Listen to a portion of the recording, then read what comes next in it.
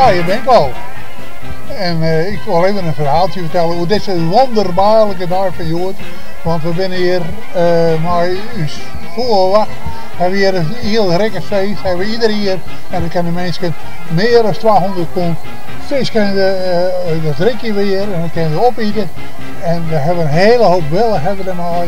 En nou, dat is iets om. Dat jet echt bij Friesland. En daarom ben ik blij. En ik ben dan hier het bestuur van die voorwacht. En ik ben hartstikke blij, maar dat is al je kent. En ik ben heel blij met Afok dat die jongen maar die peel is. Want dit is toch een hele aardig iets. Van praat maar Fries peel. Dus mensen, kom erbij en lid je meer.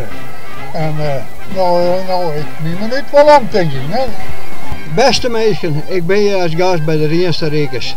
Zij organiseren hier altijd een fantastisch mooi feest. Hartstikke gezellig. Het kan het beter. Wij vinden jou zulks. Dat kan alleen nog maar in Lietse dorpen. Grote dorpen ga je dat niet. Maar je kent dat al. Jongens, ik zou zeggen, ga zo terug. Houd dit vol tot in de lengte van jaren. Dankjewel.